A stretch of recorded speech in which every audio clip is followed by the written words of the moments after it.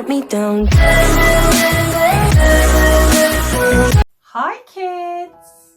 It's a lovely sunny day today, isn't it? Right, I am here to share one of my favourite books with you. Mums and dads might know which book it is, so I've got a clue right on my lap. Can anyone guess which book it is? Old Bear. Now this is one of my favourite books. I've loved it since I was a child. I used to read it all the time when I was at school. It's Old Bear by Jane Hissey. Called Old Bear, and it's written by Jane Hissey. Right. It wasn't anybody's birthday, but Bramwell Brown had a feeling that today was going to be a special day. He was sitting thoughtfully on the windowsill with his friends Duck, Rabbit and Little Bear when he suddenly remembered that someone wasn't there who should be. A very long time ago, he had seen his good friend Old Bear being packed away in a box. Then he was taken up a ladder, through a trapdoor and into the attic. The children were being too rough with him and he needed somewhere safe to go for a while. Has he been forgotten, do you think? Bramwell asked his friends. I think he might have been, said Rabbit. Well, said Little Bear, isn't it time he came back down with us? The children are older now and would look after him properly. Let's go and get him. What a marvellous idea, said Bramwell. But how can we rescue him? It's a long way up to the attic and we haven't got a ladder.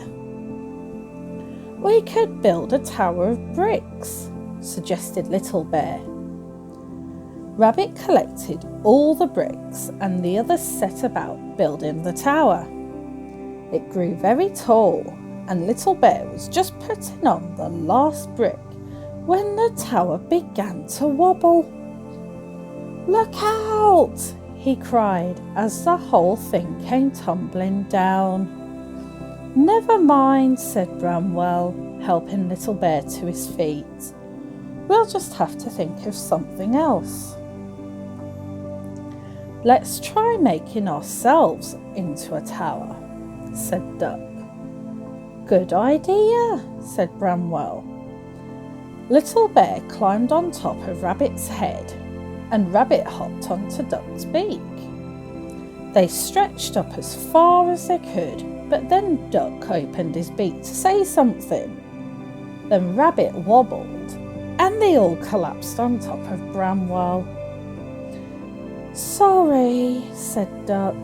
Perhaps that wasn't a very good idea. Not one of your best, replied Bramwell from somewhere underneath the heap. I know, said Rabbit. Let's try bouncing on the bed. Trust you to think of that, said Bramwell. You can never resist a bit of bouncing, especially when it's not allowed.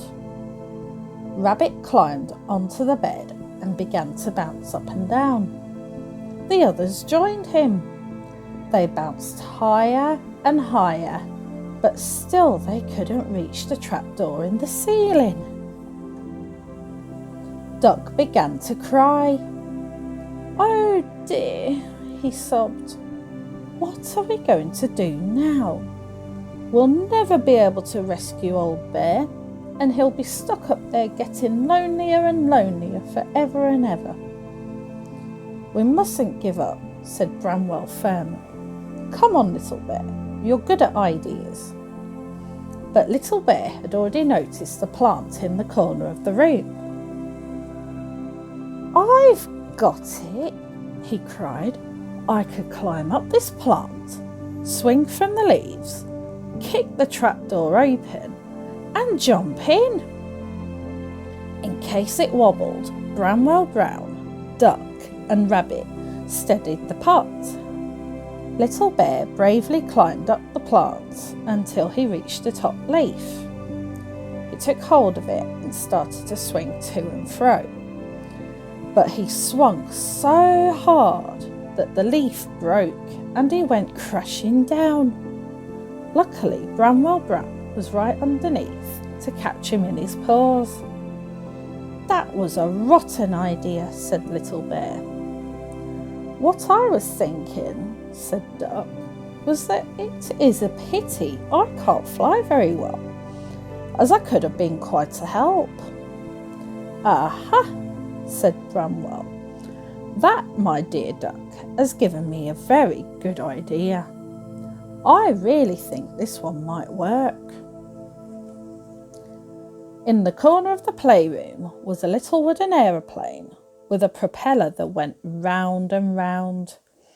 We could use this plane to get to the trap door, said Bramwell. Rather dangerous, I know, but quite honestly, I can't bear to think of Old Bear up there alone for a minute longer. I'll be pilot, said Rabbit, hopping up and down, making aeroplane noises. And I'll stand on the back and push the trapdoor open with my paintbrush, said Little Bear. But how will you get down? Asked Duck. I've already thought of that, said Bramwell, who hadn't already but quickly did. They can use handkerchiefs as parachutes and we'll catch them in a blanket. Bramwell gave Little Bear 2 big handkerchiefs and a torch so that he could see into the attic. Then he began to wind up the propeller of the plane. Rabbit and Little Bear climbed aboard and Bramwell began the countdown. 5, 4, 3, 2, 1, 0. They were off. The plane whizzed along the carpet and flew up into the air. The little plane flew beautifully, and the first time they passed the trapdoor, Little Bear was able to push the lid open with his paintbrush. Then Rabbit circled the plane again, this time very close to the hole. Little Bear grabbed the edge, and with a mighty heave, he pulled himself inside. He got out his torch and looked around.